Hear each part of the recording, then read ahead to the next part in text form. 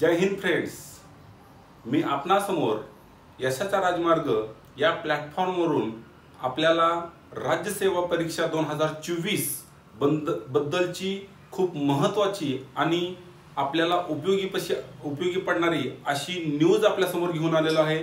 यशाचा राजमार्ग आपणास कायमस्वरूपी एक वेगळी दिशा आणि आपल्या महत्त्वाकांक्षाला एक प्रेरणा म्हणून आपण या ठिकाणी पाहत आलो। आज आपल्या समोर एक महत्त्वाची न्यूज अशी येते की जी 6 जुलै रोजी होणारी राज्यसेवेची पूर्व परीक्षा ती पुढे ढकलण्यात आलेली आहे आणि ही पुढे ढकलण्यात आल्यानंतरनं आपल्या मनामध्ये बरेचसे काही गोष्टी निर्माण होतात। आता काय करायचं त्याच्यावरचं महत्त्वाचं सोल्युशन या ठिकाणी आम्ही तुमच्या समोर घेऊन आलेलो आहोत आणि ते सोल्युशन असं आहे आणि तो एक विषय असा आहे की त्यामुळे तुम्ही 100% यशस्वी होण्यासाठी काहीतरी तुम्हाला प्रेरणा मिळणार। तो विषय असा आहे की गेली परीक्षा किती पुढे ढकलली तर बरोबर 15 दिवस पुढे ढकलली। म्हणजे कधी होणार आहे 21 जुलै 2024 रोजी होणार आहे। मग आता ही संधी आहे का चांगलं झालं का वाईट झालं हा विचार मनात पडतो। झाली असती लवकर बरं झालं असतं, पटकन संपला असतं, इतक्यात मी अभ्यास केलेला आहे, हा माझा सध्याला फ्रेश अभ्यास आहे, मग अजून मला 15 दिवस पुढे वाट बघायची का? ह्या सर्व असे जे प्रश्न पडतात ना, ह्या प्रश्नावरती एकमेव उत्तर मी तुम्हाला सांगतो, संधी आहे। ही आपल्याला मिळालेली एक महान संधी आहे। 15 दिवस एक्स्ट्रा मिळाले। आजपर्यंत आपण खूप जणांचं ऐकून घेतलं, खूप जणांचं बोलणं ऐकून घेतलं, कधी तुझं होती परीक्षा, कधी तू होणार ऑफिसर। आपल्याला बरेचसे जण सामाजिक दृष्ट्या प्रेरणा देणारेच म्हणायचं आपण त्यांना।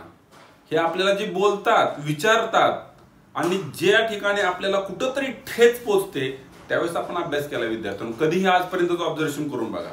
मग अजून 15 दिवस कशासाठी मिळाले? बोलणं करा, ऐकून घेण्यासाठी, त्या गोष्टीपासून परत एकदा त्रास होण्यासाठी तर नव्हे, तर प्रिपरेशनसाठी। बघा प्रिपरेशन आता काय करायचंय आपल्याजवळ आतापासून जर विचार करायला गेला तर फक्त 52 दिवस 52 समजू नका आणि ते जे 15 मिळाले ते 15 समजू नका, डबल करा।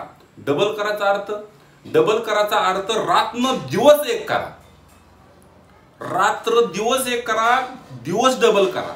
आपल्याला त्याच्यापेक्षा जास्त करता येत असतील तर अजून एक्स्ट्रा जितका मिनिमाइज एखादा आपला जाणारा वेळ आहे तो कमी करा आणि फक्त कष्ट घ्या।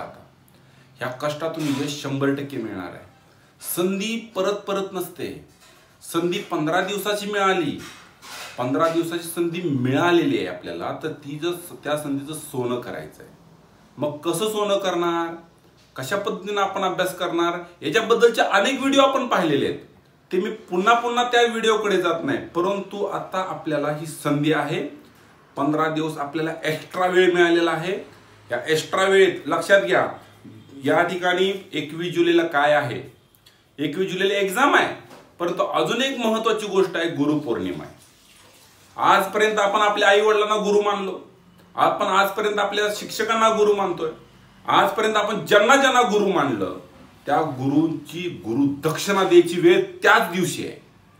आपल्याला तो दिवस खूप महत्त्वाचा दिवस आहे, 21 जुलै। 21 जुलैला गुरुपौर्णिमा, गुरुचं जे असलेलं उत्तरदायित्व आहे, गुरूंनी जे आपल्याला दिलेली आजपर्यंतची काय आहे ती गुरुदक्षिणा आपण परत करू, त्या परीक्षेच्या रूपानं परत करूया आणि त्यांना यशस्वी होऊनच दाखवूया। सर्वांसाठी यशस्वी आपण होणं हे गरजेचं आहे। आपल्यासाठी तर आहेच आहे, आपल्या आई वडिलांसाठी तर आहेच आहे, अगदी आपल्या समाजासाठी, देशासाठी सुद्धा आपल्याला यशस्वी व्हायचं आहे। आपली गरज देशाला आहे, आपल्या नॉलेजची। आपल्याला देशाला आपण काहीतरी देणार आहोत, ते देणं हे असं होणार नाहीये तर ह्या परीक्षेतून ज्यावेळेस पोस्ट मिळेल त्यावेळेस आपण देशाला आपलं काय असं ते योगदान देऊ शकतोय। असं नाही देणं होत आपल्याला ती गोष्ट। म्हणजे ही जी गुरुपौर्णिमा आहे, ही गुरुपौर्णिमा आपल्याला 100% यश मिळवून देणार।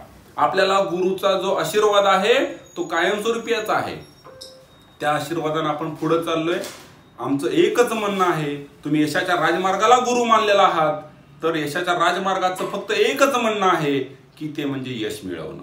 खूप प्रयत्न करा, या प्रयत्नातून आपण पुढे जाऊया, या संधीचं सोनं करूया आणि इथून पुढे जो काय आपला मेन फोकस आहे तो फोकस आणि फोकसच ठेवा.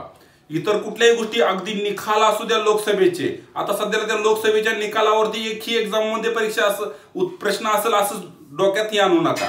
आपल्याला फोकस आपला आतापर्यंत जो काही स्टडी केलाय, इथून पुढं जो काही आतापर्यंत झालेला स्टडी आहे त्याच्यावरूनच आपल्याला पुढे ही एक्झाम द्यायची आहे.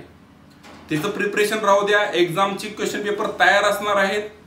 त्यामुळं ह्या सर्व उलाढालीमध्ये राजकीय उलाढालीमध्ये वेळ वाया घालवू नका. निरर्थक चर्चा करत बसू नका.